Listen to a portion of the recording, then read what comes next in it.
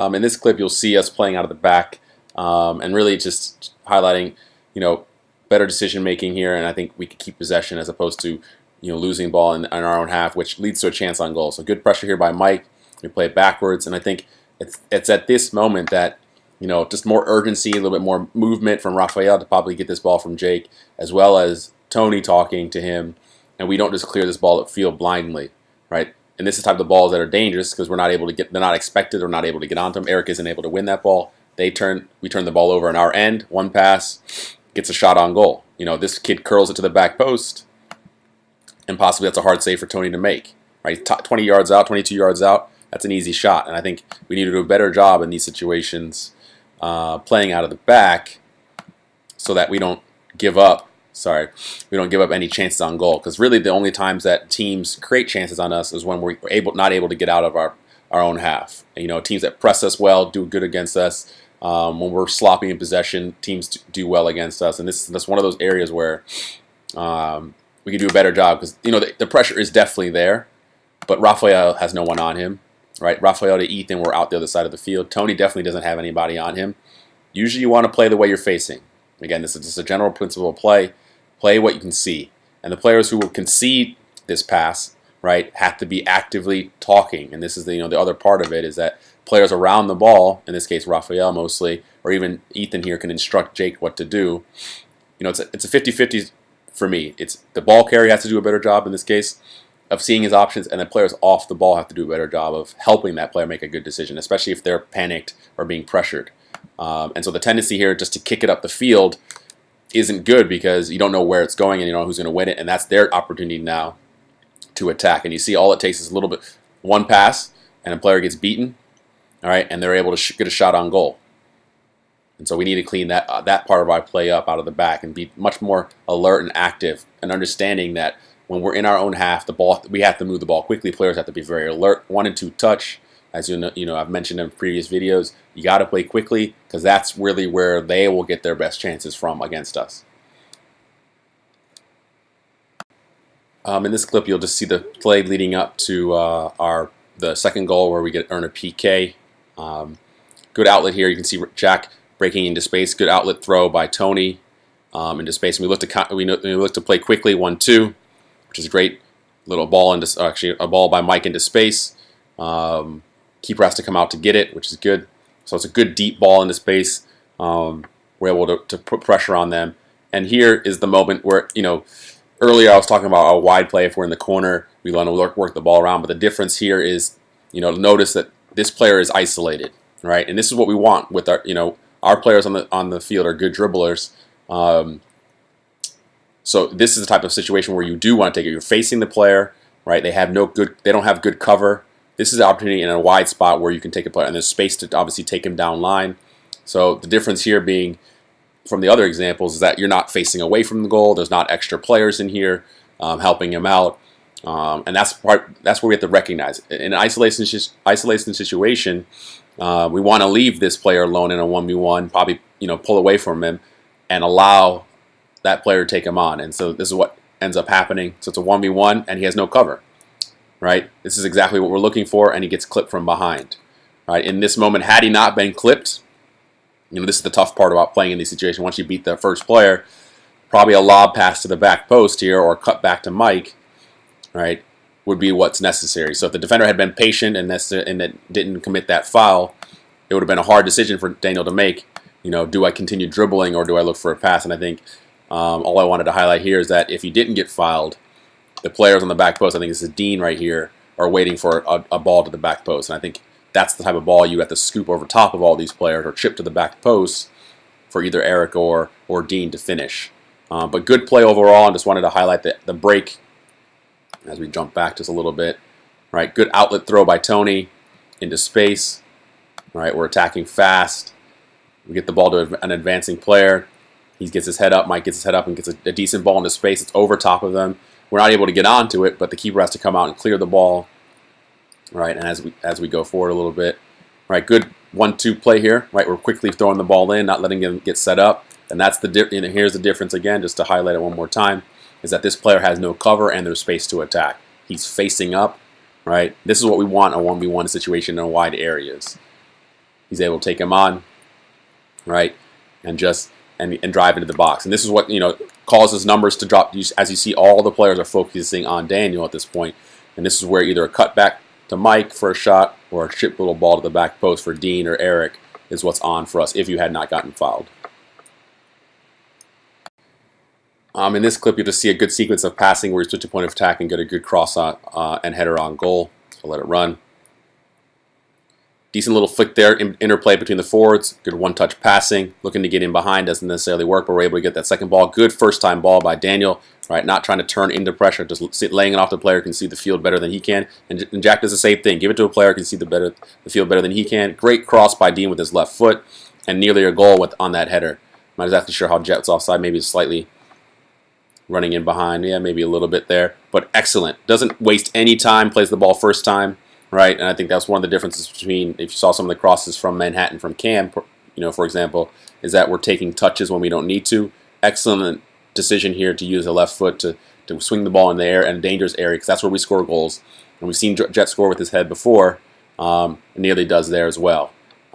Slightly offsides, I think, is what they called here, but it's a good run and a good play overall from all of us, all the players involved. Right, good one-touch passing. We're trying to penetrate. It's not on. We give the ball to players who can see the field better than the next player. They can see the field better, and those players are able to make good decisions on the ball, and that's what I wanted to highlight in this clip. Just wanted to show another example of our wide play when we're near the corner flag, and what our mentality should be, and what it is. In this case, we try to dribble in, and what the effect, what the result is. As you see, we play in, and here's probably our best opportunity if we had the right mindset, that we're looking to go backwards. We're looking to play a ball out of this space because it's tight. 1, 2, 3, 4, 5, 6 defenders are basically in this area. There's no way, there's almost zero chance that we're going to be able to dribble through. And see, I think if we had the right mentality in this area, understanding, not to take players on in this situation, we can work the ball around. Now, if you try to get a corner kick, by serving it off of him, that's one thing. Right, I would probably, you're so tight, you maybe don't think you can get out. Then hit it off him, get a corner, get something out of this, right? Because you're facing up, trying to meg and beat him, it's not going to get very far. Again, Eric's going back into pressure and ends up being offside because their line is going to be good in this situation. Everyone can see the last defender. There's not any surprise element here, and I think instead of going back into pressure, Eric has again an opportunity to open up the field. If he just shields the ball, uses his body, gets in between him and the defender, or the ball and defender, just open up and try to play out. And as he does that, as his body language goes to the negatively, you'll notice that players will lose track of the guys who were in these spaces. They'll start to run forward. They'll start to look to press. And that's where, as the ball moves, space opens up because now they're looking to get at the ball and push up the field and put pressure on us. And that's where we then look to penetrate. So I just wanted to highlight, another example of when we're in these wide corners. If you're going to try to play here, get a corner kick, get something out of it. Dribbling is just to dribble. It's not an option to me, right? Just to get through that one player doesn't really solve anything for us. And then when the ball does get to Eric, same idea. Just trying to take this player on as opposed to going the other direction doesn't get much out of that. And the result is we get nothing out of this play, even though we have a deep throw-in. So in this clip you'll see a defensive positioning on a long throw-in. I think we can do a better job. We do the right thing initially, is setting up with the front and back on the nearest player. I think we should start deeper, though, so you can always run on, because it's easier to run onto the ball than it is to back up. And as you can see from this play, neither Mike nor Ethan are able to really affect the play. The player barely doesn't even have to jump. To me, that's not acceptable defending. We got to get in an area there we can block that. He doesn't even have to jump. Effort gets him to that ball. And then here, I think Raphael's caught in between two minds of, trying to head this ball possibly out or get it to a player. I'm not exactly sure what he's thinking, but the ball has to be cleared. We're not clearing our lines with the type of header that he performs here. I think he's deciding whether or not to trap it or not. I think that's probably what it is, but it needs to be cleared.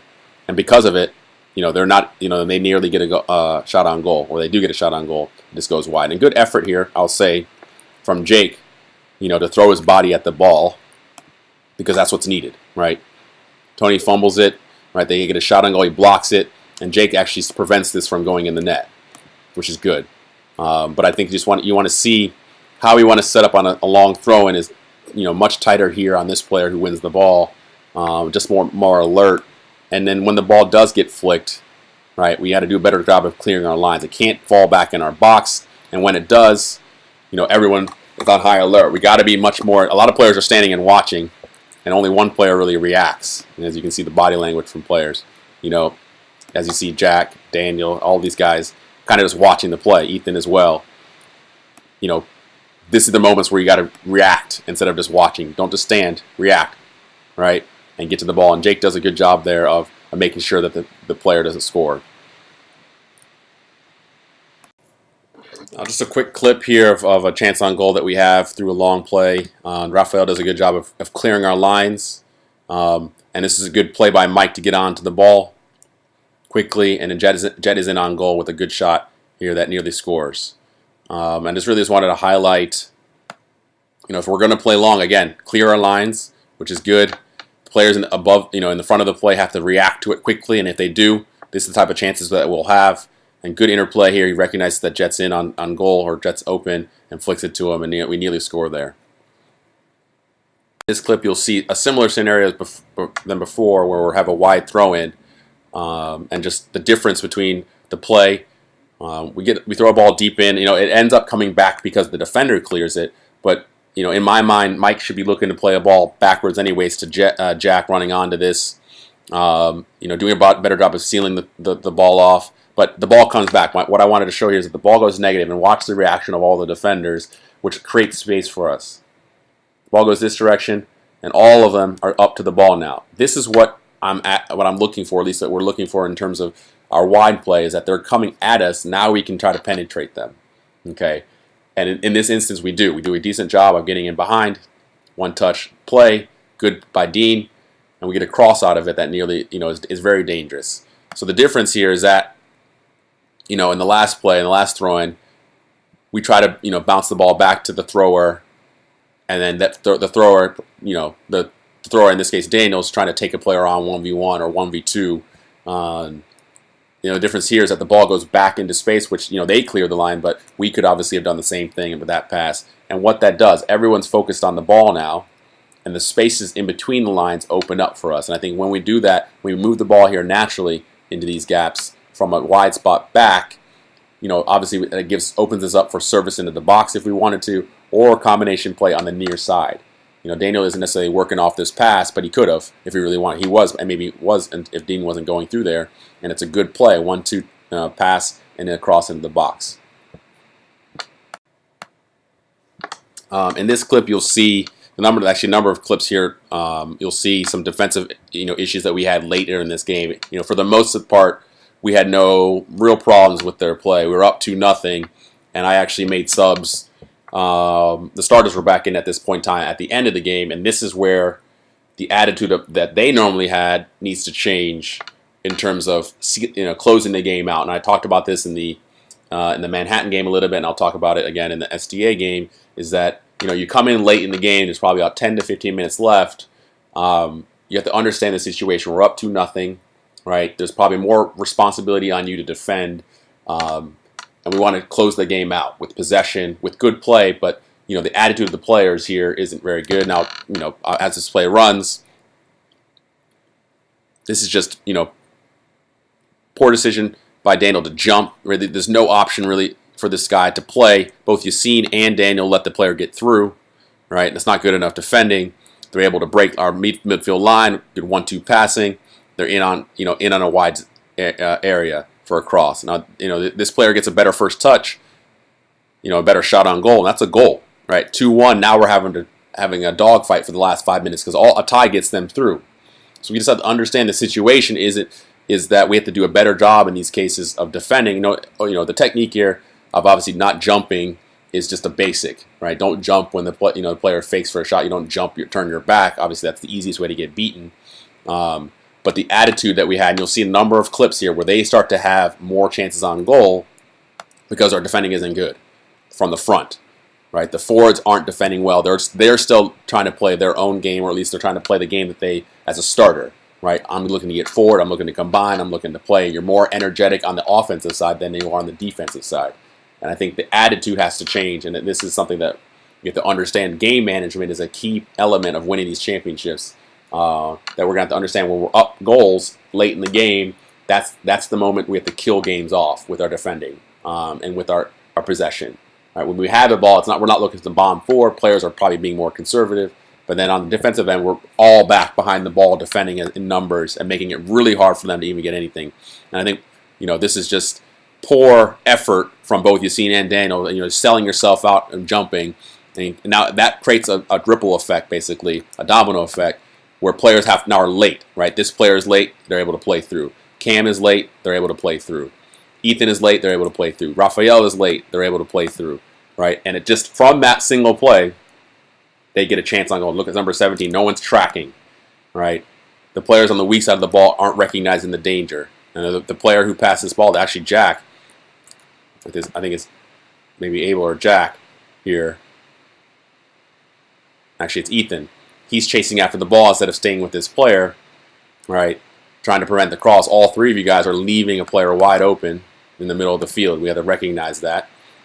The cross comes in. We try to prevent the cross, but the cross comes in. And, a better shot there, if Tyler was probably in the way, he might have, buried that to the back post. Or, even worse, look at the back post here. Tyler has to now shift over because everyone went committed to the cross. Tyler's now having to leave his player. I think this is Billy, isn't in position here to help out. You can see the ripple effect, or the domino effect of poor play at the front leading to mistakes at the back. And really a 2-1 game, a 2-0 lead is really simple to come back from. All they needed was one goal here, about 10 minutes left in the game, and it would have been a dogfight for us. And so we need to do a better job in these situations of making sure that they aren't getting any chances because of our poor defensive positioning or our attitude towards the game. Now this is another chance by them late in the second half. Again, following the last clip, really there's a number of clips in a row where they're just basically attacking our left side of the field. The attitude here from our players isn't the greatest. We do a good job of winning the ball here, and now we need good possession, right? Not necessarily looking to go forward, but keeping the ball for a long period, and we don't, right? We play a ball into space as if we're trying to still attack, as opposed to possibly playing Tyler, who's wide open out here in the gap, right? And just keep the ball from side to side, working the ball. So we lose the ball, and again, I don't see Cam. Cam is looking to get forward when he probably should just be more conservative and probably be in here. And ends up happening is that we lose the ball. Cam's starting to drop, but it's not early enough, and they're able to play his player into space, right? And we got to recognize that as being dangerous. Late in the game, not necessarily going forward. Now Raphael is able to cover, which is good, and then our reactions aren't that great here because on the throw-in, we've experienced his long throw already, and we're not really set up to defend. We have a 1v1 in the box. Player should be dropping off and recognize that he has a long throw. He grabs it quickly, and we're starting to drop right now, but he throws it in the box, and they get a head-on goal. Okay? These are chances that could go in the net.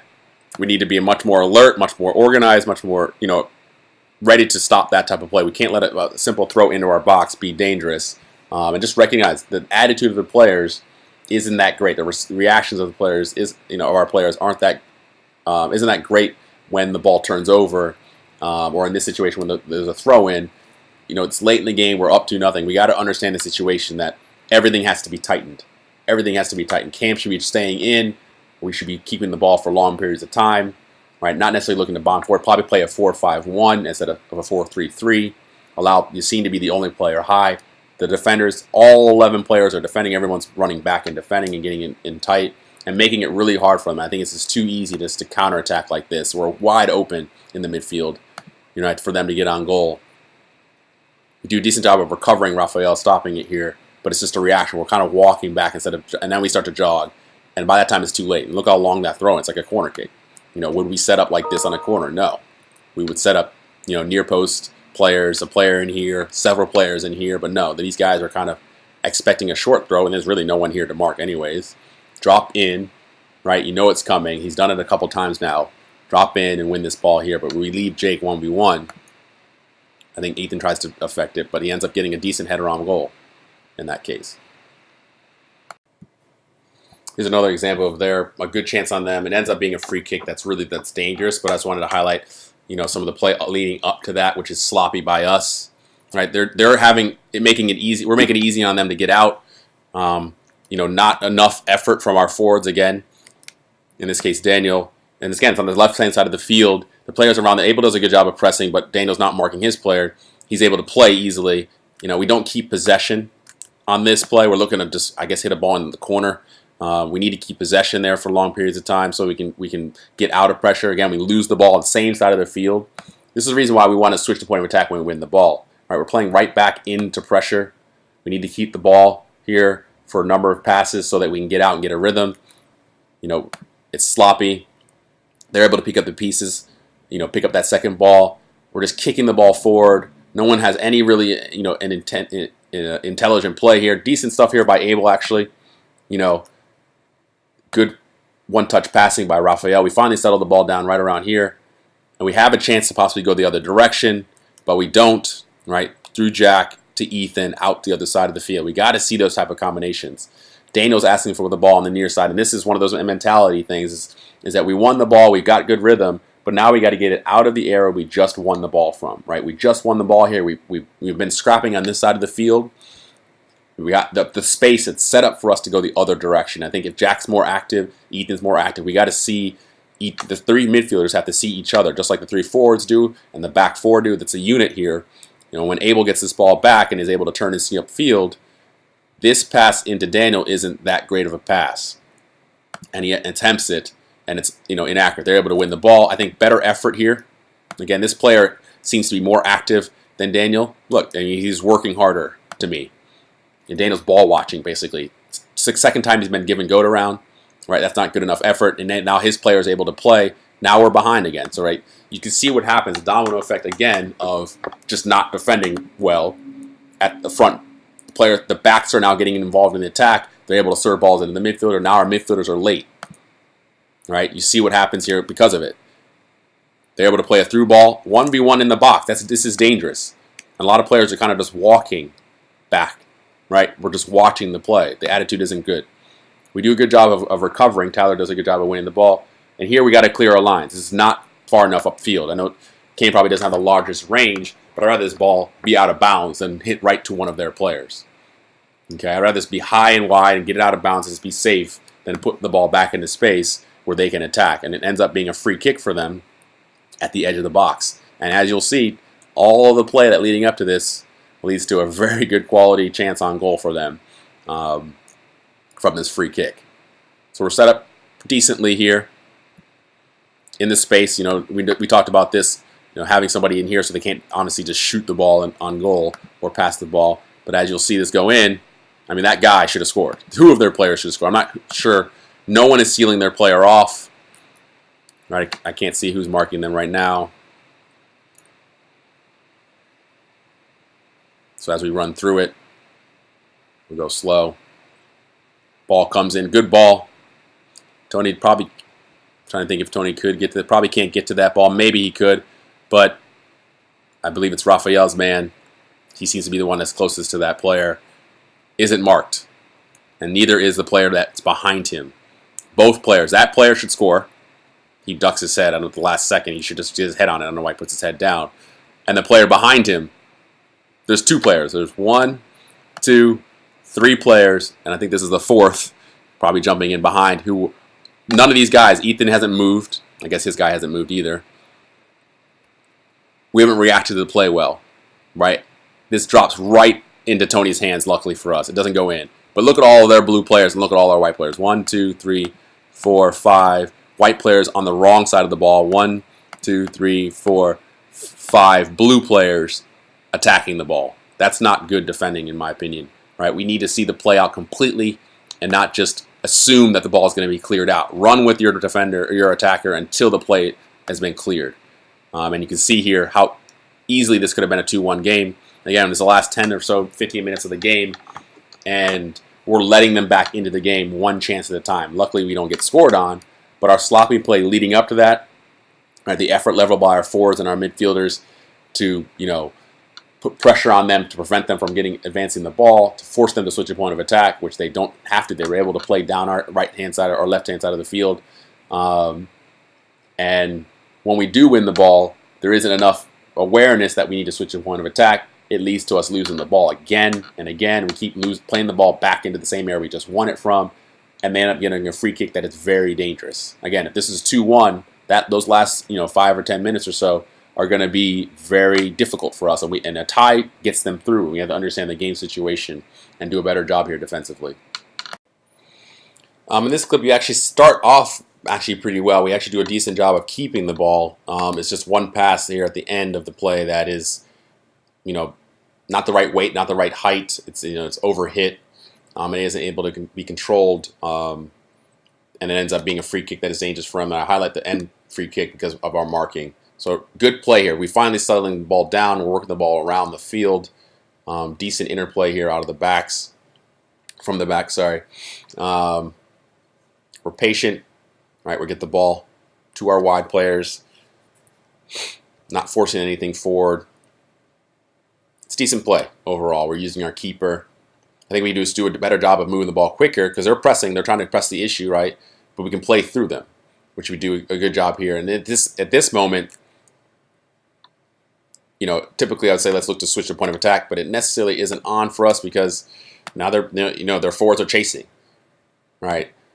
Probably on to Tyler again, even though I like to switch a point of attack across the field often.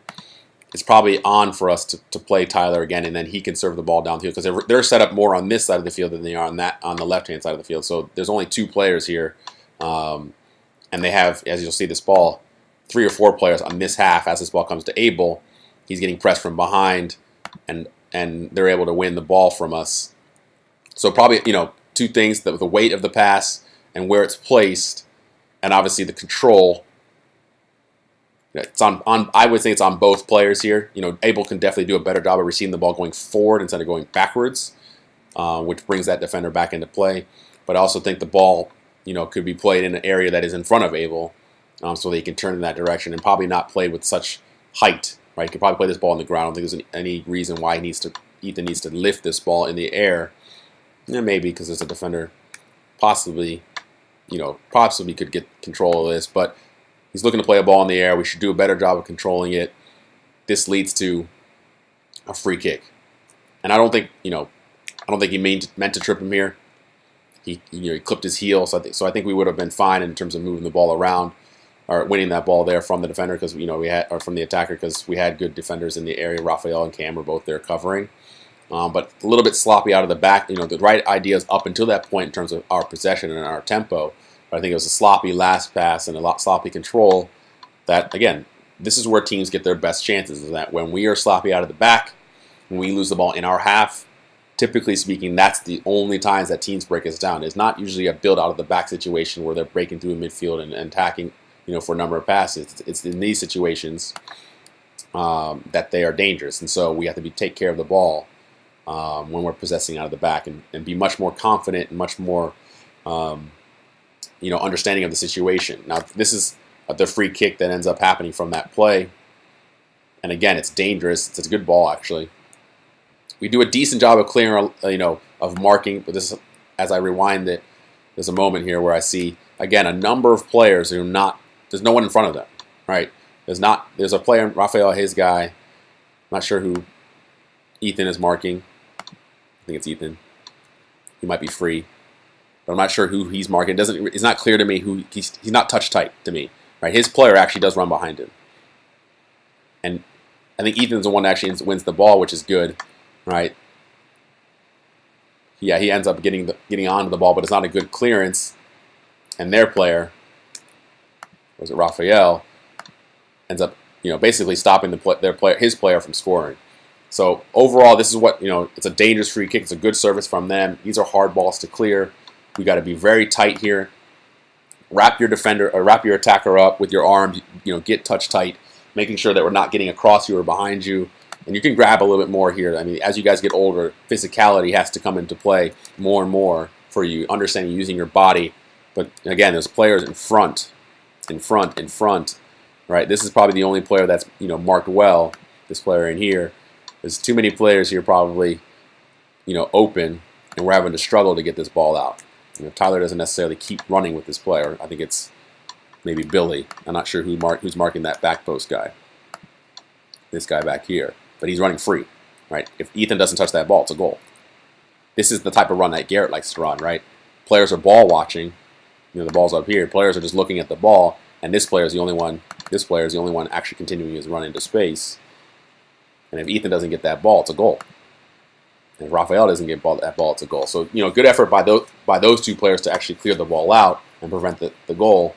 But again, I think we do a better job of protecting, or at least sealing our attackers off with our body and following the play out until it's done, not just standing there and watching the play. This is just a quick clip of our defending, just aggressiveness and using our body. I think we need to improve all around the board, across the board with all the players, with just our physicality and our using our body. So they, launch a ball into space, and we allow the forward here to push us off the ball, and Rafael's bigger than him. He might not be stronger, but to me, that's not enough effort level. Your arms aren't extended. You're not really getting low and trying to push him off the ball. He's pushing you off the ball. He wins it, and his effort level is higher. We end up stopping the play, which is good. But I just wanted to highlight, because this happens often when, if Rafael is by himself having to win this ball, if it was a 1v1 situation where he had to seal the player off, this player would have won this battle, right? He would have gotten past Rafael and gone into space. And I think we just need to be a little more physical. I've seen Jake do this. We have big players, but we play a little bit smaller than what our size is. Be physical, seal the player off, use your body, get low. He does that. He's able to push you off the ball and win that ball. And it could have been dangerous for us, but it wasn't. But I just wanted to highlight the level of physicality has to be raised as we go through these competitions, especially in National League. You have to get your arms out. You have to grab. You have to push. You have to get low and use your hips and use your body and back up into players and prevent them using your body from getting to the ball sometimes. And I think that's a small clip. And there's another one possibly, I think, in one of our games, possibly against Manhattan, where Jake gets pushed off the ball and they nearly get in, right?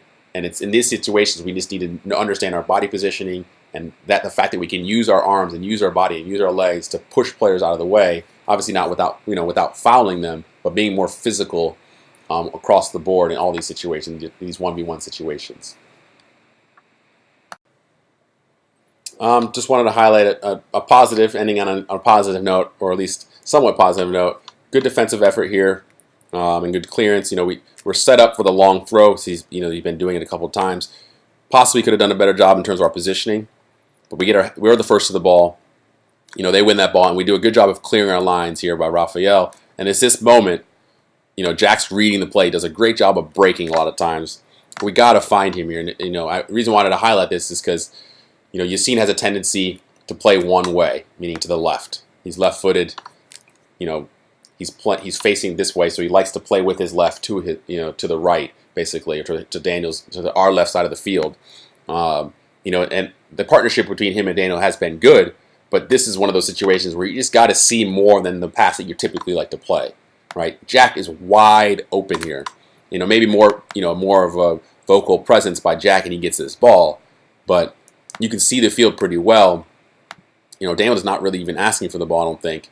Ball goes into space, and we're not able to really break out through Jack, which is, again, this is a player that would have got a goal had we seen the pass, right? So, good effort here on the defensive side. We do a good job of clearing our lines. We're in good spots to clear it. Possibly could have won that second ball. Not sure who's there. I think it's Jake. So Abel wins that first one. Jake tries to win that second ball. Rafael's there to cover, and we get a good, solid clearance upfield. They're pressing numbers forward. It's this tendency, and the tendency from our natural left-footed players in this issue, we want to play with their inside of the foot instead of their outside of the foot. I think you got to use your right foot here and play Jack, and this affects our right side attacks a lot of times because the ball goes into Yassine, and you're not able to play the balls to your left, right? You're not able to play balls with your right foot the way you play with your left foot. And Billy and Eric and the guys who play on the right hand side, Tyler and Brendan, aren't getting the service through you because you like to play towards Daniel's side or Mike's side when he's in, or Cam, right? So we need to see the passes going the other direction as well, and just be balanced in our attack. So I wanted to highlight that because I didn't pick up too many clips, of Yassine in play in a lot of the games, but the tendency I see from him, and I wrote it down just as a note, is that it's one directional. It's to his right, to Daniel's side of the field most of the times. And if defenders watch, if players watch our game, if they watch us play, you'll notice that partnership is pretty strong. I put my best players on that side and basically look to exploit the fact that they're going to only play one way and read it and be able to cut it out. So we got to see these passes going to the right, our right side of the field, because a lot of times it's more on to go right than it is to go left. And in this case, you'll see 2 players set up here. Literally no one is on this half of the field, and Jack reads it, but you do not, or Yassine does not. And so even a better ball to in and out of that, I'm looking at it. If this ball was on the ground and it was a tough ball to play, Daniel could have played this ball into space, but we're not able to do it, and the ball goes out of bounds. So it's just a missed opportunity here because of our tendencies to play a certain way. And I think we need to correct that going forward and be much more balanced in our attack in terms of going to the right and the left.